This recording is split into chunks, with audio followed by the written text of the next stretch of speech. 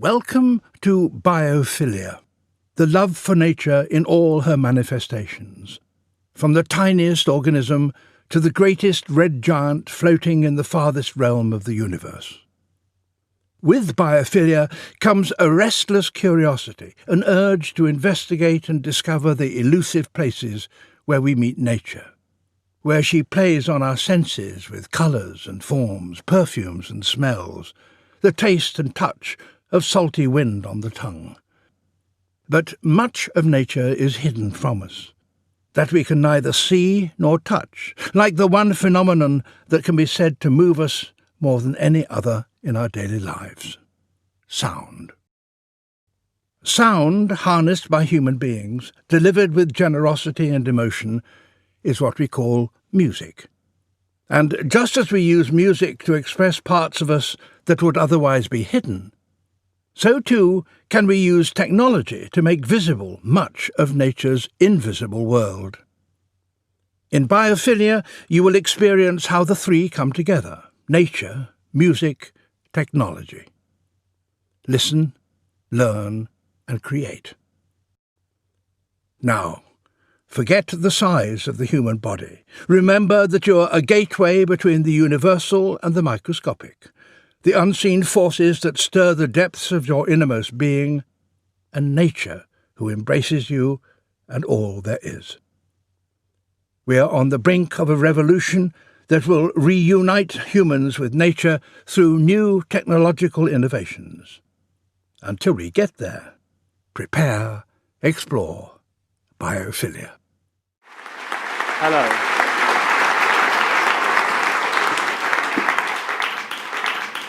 Hello, Wired 2013, and thank you very much, David, for that wonderful introduction.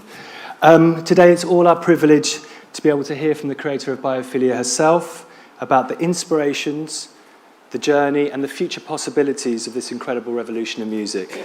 So it's an honor to share the stage with one of the most creative and inspirational women of our time, and I would like you all to please welcome Björk to the stage.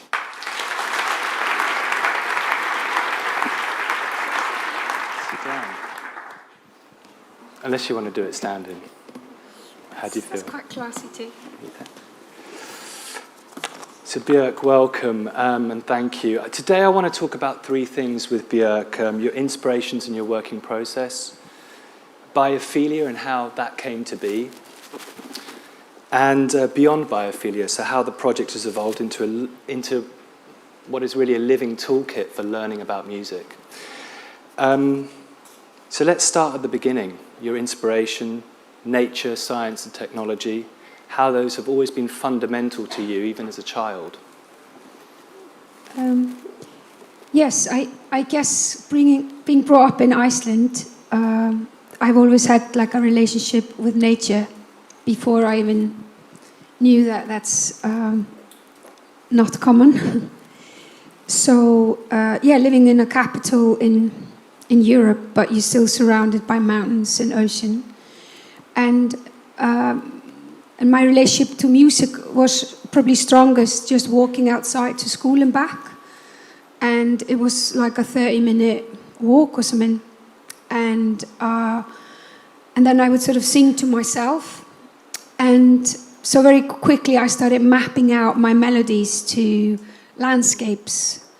So I can sort of talk about this now like that, but at the time, obviously, I just thought it was very matter of fact, kind of common, normal thing to do.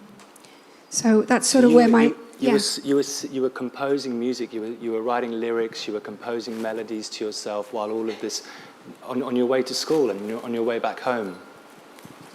Yeah, I guess that's where it sort of started. But then I also went to music school from the age of 5 to 15. So I was being introduced to, the classical canon, Beethoven and Bach, and kind of like finding some of it interesting, but a lot of it kind of not really matching my own strong experience. So you were kind of rebelling already at that age against that type of learning, against that kind of sort of dictatorial system of learning?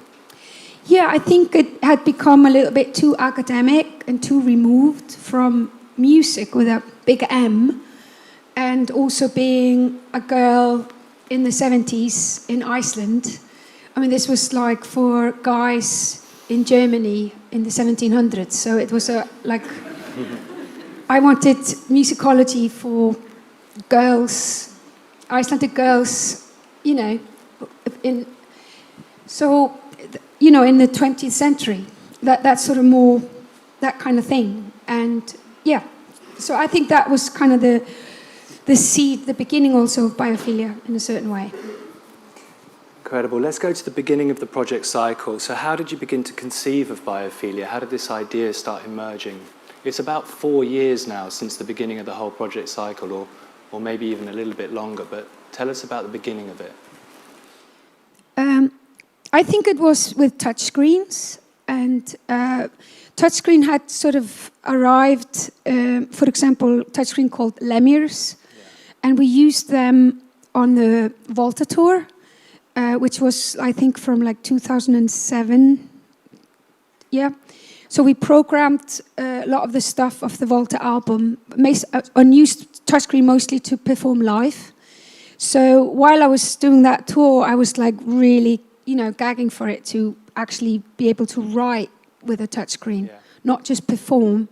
So I managed to, finish that tour, hold my breath, and the minute I got home, autumn 2008, I started kind of like, with the engineer I was working at the time, Damien Taylor, we started mapping out, the touchscreens and especially programmed for them patterns. At the beginning, Biophilia for you, though, you weren't sure how it was going to manifest itself. You were playing with this touchscreen. You knew that you were interested in intuitively being able to compose and alter beats and play with variable time signatures and key changes with the touchscreen technology. But iPads hadn't been invented then yet, or they hadn't certainly been released into the public domain for you to use. How was Biophilia starting to manifest itself? I remember early incarnations you were talking about. A 3D movie, for instance. Yeah, I think in the beginning I was working with the touchscreen quite selfishly because that was just sort of for me, for writing purposes. And then it was the idea, how do you share it? And in the beginning, it was supposed to be a music house. So I thought each song would be a room. And then it developed into, how about it being a movie? So then each song became a scene in a film. And then later, when we had been programming and basically I've written 10 songs that had 10 musicology elements and 10 different, that matched 10 different natural elements. The thing that started as 10 rooms in a music house and then became 10 scenes in a movie, it was very easy to then make it into 10 apps. Yeah. And then we had sort of finished programming and writing all the songs, and there was a different program for each, touchscreen program from each song. Let's take one step back, because it's really interesting, because it's such a broad scope, this project. Let's take one step back and go to the songwriting process, because it starts with songs. Yeah. It all begins with the songs. So you started talking to scientists about nature, you went to the National Geographic Convention, to the research process, the real kind of fundamental learnings that you did to inspire the lyrics, the songs, and then the elements that the songs ascribed themselves to. Talk us a little bit about the research period. It's very fascinating to hear your stories about Nat Geo and MIT and stuff like that. Yeah, I went, I think it was the summer 2009, June. I went to the National Geographic Explorer Convention, which is, I think, the most exciting thing I've done. I watched in 3 days 100 lectures. I think they told me you got the world record for sitting through the most amount of speakers out of anybody that's ever visited. They even bestowed the honor of giving you an Explorer's, Explorer in Sound Award or something. Yeah, I was just really, really inspired and just thought it was just a really different ways of approaching things, and probably also really refreshing for me, being in the pop world for so long. And I also started visiting MIT around the same time. And so I went for a couple of visits to them. What were you looking for there? What was drawing you there, and what kind of things were you seeing there? I wasn't really sure. It was more like a gut feeling. And it's been really the spirit of the Biophilia project has really been that many moments I have like 20 options in front of me and I can only pick one. And then again, that branches out in 20 options. And it's been really sort of like a very gut feeling kind of driven thing.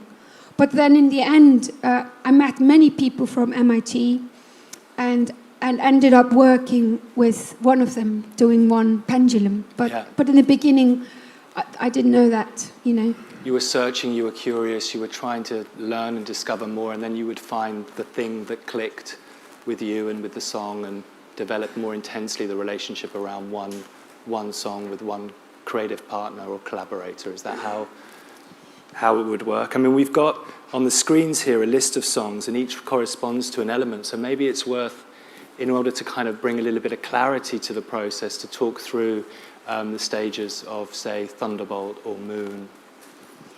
Yeah. So basically, there's 10 songs, and I started with mapping out the 10 basic musicology elements. Like, for example, there's chords, scales, rhythm, counterpoint, arpeggios. There's kind of like 10 of those. And then I found whatever is most similar in shape, in nature, to those musicology elements, and in order to make it simple for kids. So basically you are... That's a key point. Yeah. Right? Keeping it simple was a key point for you, so it could become something that was accessible for all ages. Yeah. So basically, for example, with arpeggios, which are like broken chords, I match them up with lightnings because they are most similar in shape. And then when you show a kid a lightning, and then especially like what we did with the Tesla coil, you can actually hear it as well, and it sounds the way it looks. Then kids can get a musicology element much quicker. It's just like they can get something in 2 minutes what would take them a year to learn in school. So as you can see the list, Thunderbolt, it's about arpeggios and lightnings, where you match up arpeggios and lightnings. And the next song is called Moon. And there, for example, I decided to match up musical sequences, which is what a lot of electronic music is made from, is sequences. And usually there are like 4 on the floor, they're very square shaped, you know, like do do do do do do do do. So it's a lot of people criticize electronic music because it's not very flexible, it's not very human. So we decided to make a sequence that would be as, you know, flexible as possible. So it's basically based on the phases of the moon, and it can go from not just 4, but from 5 to up to 17 beats in the bar, depending on the moon. So you can change the moon. If it's full moon, then it gets maximum liquid or ocean, and then if you make it into new moon, it's only like 5 beats to the bar. So it's trying to make sort of connect musical sequencing to nature, that it's more an organic thing. So much of what you just described now is about the visualization of sound, and you've described Biophilia being about the sound of sound. Mm-hmm. How does this not get in the way or interrupt you just trying to make a beautiful song coming from the heart, from yourself? Was there not a kind of a conflict where there was design over emotion, or did you find the two things managed to balance themselves out? I think so, because it took me 5 years to do this. You can try a lot of things, and for you it doesn't click unless you have the right song with the right element, with the right musicology, with the right lyric. So I think that's where maybe I could especially do it in this project, because the whole theme of this project is about connecting the dots.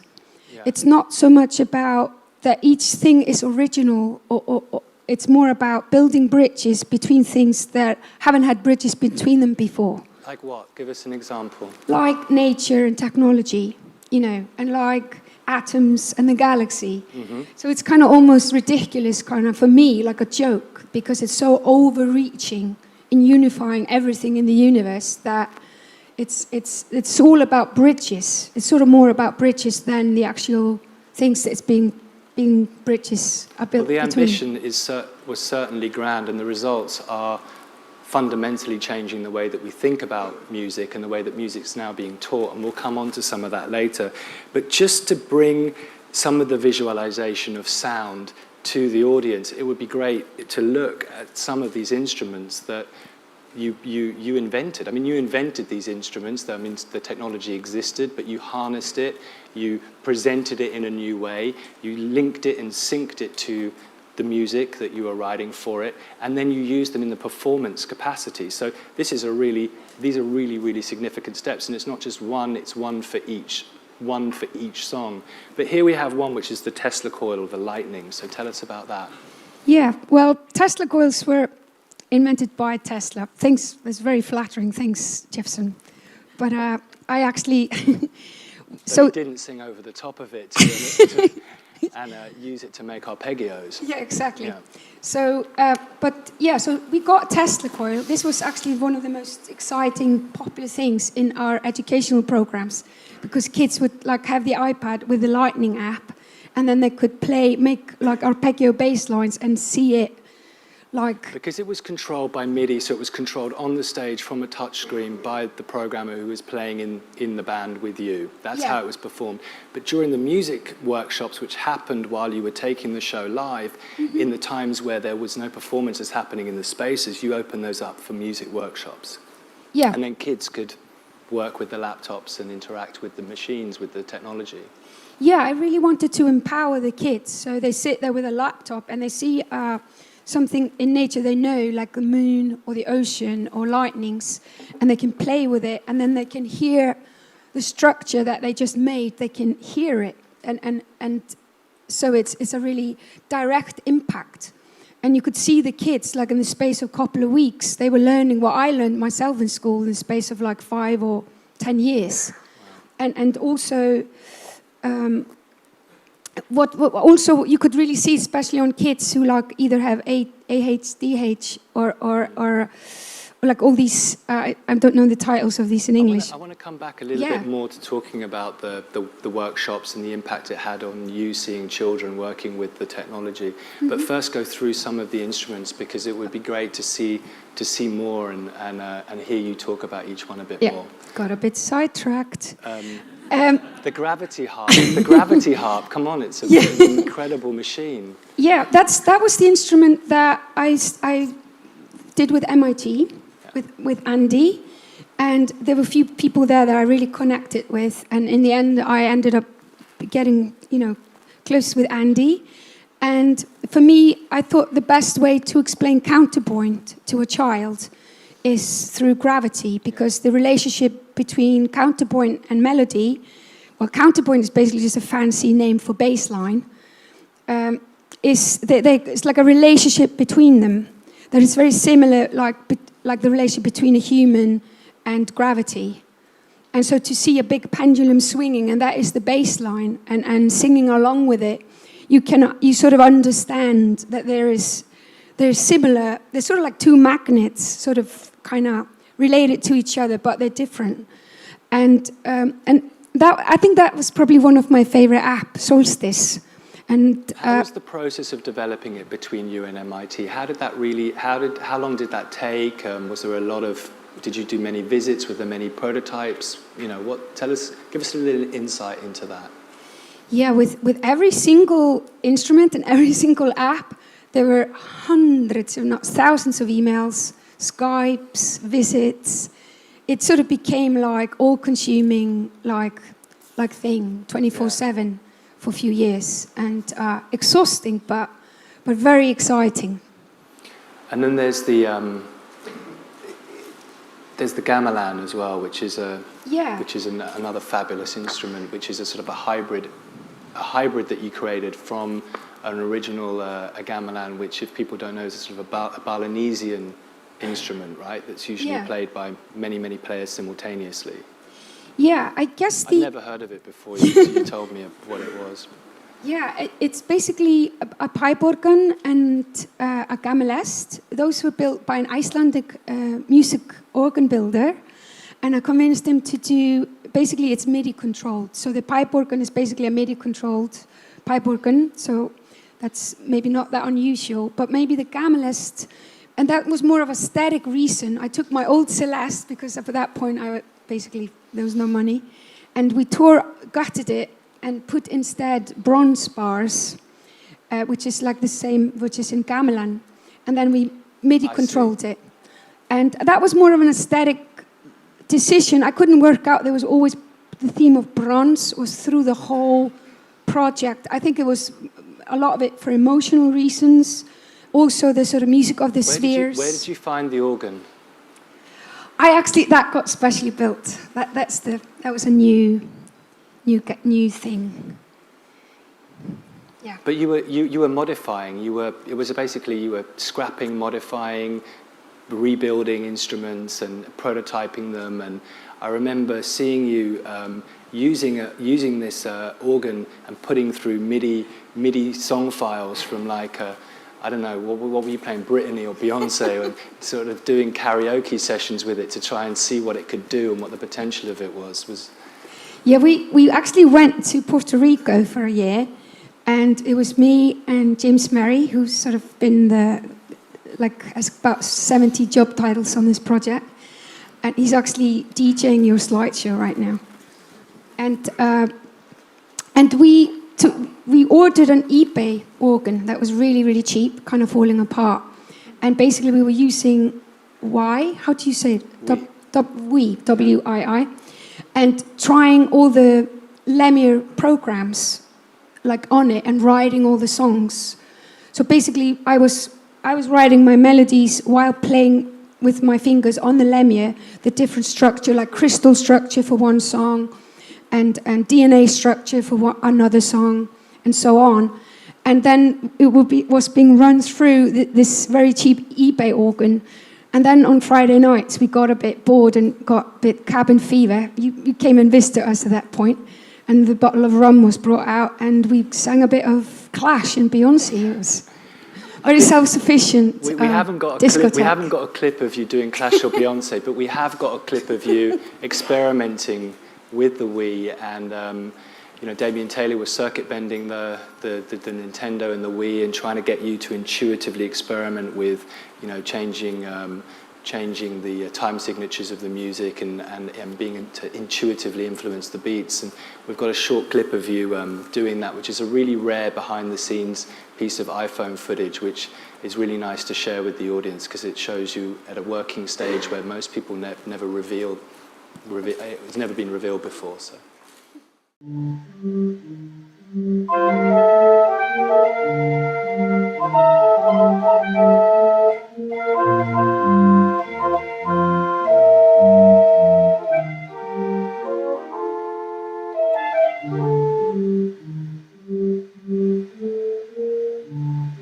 my really night in the Caribbean, really suffering. Not. What was the turning point for you when you knew that the songs were coming together? You'd started experimenting with the instruments that you were making. You were prototyping the pendulums. You were prototyping the gamelan, the gamelest. When did you realize it was going to work as an app? Was there a sort of turning point? Yeah, it was kind of strange because from the beginning of the project, like I said, I was really run just by a gut feeling and got like 5,000 doors closed. Like nobody really wanted to find us. Everybody thought it was totally insane. And then in spring 2010, we had programmed for Lemire touchscreens 10 apps with, like I said before, and then the iPad came out. So it was like, wow, it was like some sort of a strange cosmic reward for my stubbornness. Because now it was almost easy or kind of stupid to not share the structures with the listeners, it would be silly to keep them to yourself, you know. And how did you discover the people that you ended up working with? What was the process? Well, I've got to thank Derek Burkett, my manager, for that, because he's also been incredible through all this, believing in it all.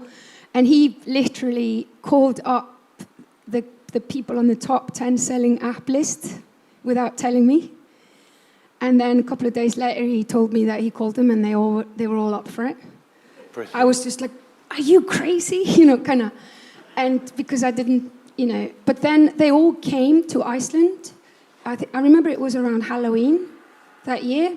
After I've sort of sent them a manifesto first and description of like song by song. So all 10 of them arrived in Reykjavik at the same time during Halloween, and you met them. What happened? Yeah, it was a really interesting group of people because there was like an 18-year-old hacker from Arizona and all the way up to 70-year-old science teacher, you know, people that work with BBC and then people who came from Silicon Valley who were kind of my age and really, really different. Tell us, did they all get on? They really, really got on. Okay. And we all got into the same old restaurant, like my favorite restaurant in Iceland that I've been going to since I was a teenager. And we got it in the daytime, because they're not open in the daytime. So we went there for a few days, and everybody kind of brainstormed. And Apple actually told me afterwards that was unheard of, that because they were supposed to be competitors.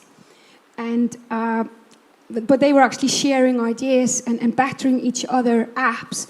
And basically there, in the space of, I think, 5 days, I sort of distributed the songs to figure out who would be best at doing which song.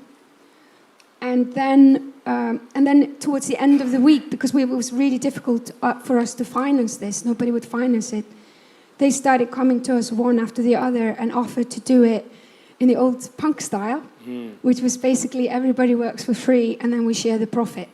It's an amazing 50-50. spirit of meritocracy, and Yeah. and you brought that to the table, but so did they. And I think this spirit of inclusion is really powerful because a lot of work went into these apps, and we're going to see a medley of these apps now. Tell us, was one more difficult to make than another?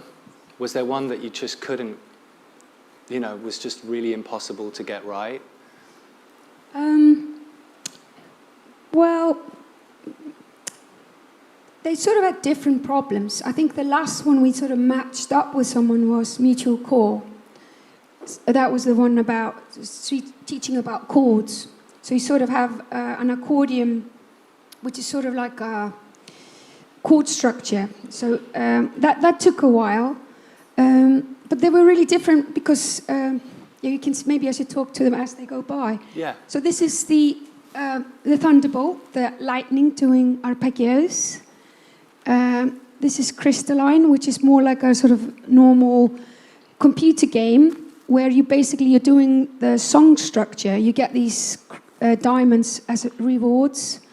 So you're learning about like song structure, like A, B, A, C. This one is about scales. So you have 99 scales of, you know, both, you know, European, African, Japanese. So it's sort of so it's not the sort of racism of black and white notes like the European, but it's like all the notes are equal. Very important. And this is DNA hollow. So this is made by incredible animation which is actually scientifically correct about DNA replication. This is about viruses multiplying, which is sort of about generative music. It's more like a musical instrument. The viruses attack the healthy cell, and they always win.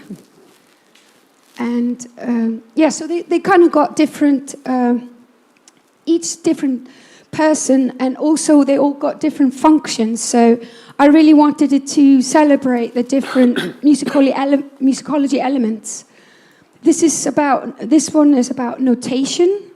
And we kind of went really deeply into all the different types of notation, that the European notation is not the only correct ones. So we have animated notation. This is the one I was telling you about earlier, about how you learn about chords. So sort of like a strata accordion, where you push together and you release tension, which is very much like the chords, and then you get an earthquake, and you go to the center of the planet, of course, and get a proper earthquake, and that's the chorus. So, yeah, this is the one, the pendulum one, about solstice and gravity, and this is probably the one where you can write most kind of your own song. You have basically 4 counterpoints and working independently, but all working together. Yeah, I think that's it. That was the fast forward. That was version. great. A breakneck speed introduction to Biophilia's apps. Thank you, Björk. The music education aspect, is that a dream coming true for you? Yeah, very much. Considering what you said earlier about being at school and, you know, not having that education. Yeah, when I was a kid, I sort of wanted to start my own music school, and then I guess just all these other things happened in between, like the pop thing. So it's amazing that it can happen now. And we have got a fund from Scandinavia, so everything's very non-profit. And we are now going to work with Scandinavian curriculum people for a couple of years and make it into a curriculum that can be applied to any school in the world. We're going to take, so far I've gone to 8 cities, and we have had the educational program in all these cities. And we've learned a lot from that. That was almost like the experiment. And with science teachers and with music teachers, and we've kind of collected all that experience in a pot. Also, it has been running now for 3 years in the Reykjavik mid-school curriculum. Right. So we get from that, and also from the National Library in Manhattan. So all these people, the part of the deal was that it would gather together all the experiences, which I'm now going to be making Biophilia 203 or 303, which is going to be like a curriculum that can travel independently without me and the instruments around the world. But we also got it translated to Android, which was a victory for us, because most of the schools that were interested were like underprivileged kids, like in Buenos Aires, but they all have like small mobile phones, so they can just turn up with that in school, and they can do the whole classes. Because we put all the extra curriculum stuff, we put it on a website for free, that the teachers can download stuff. So that's where we're at.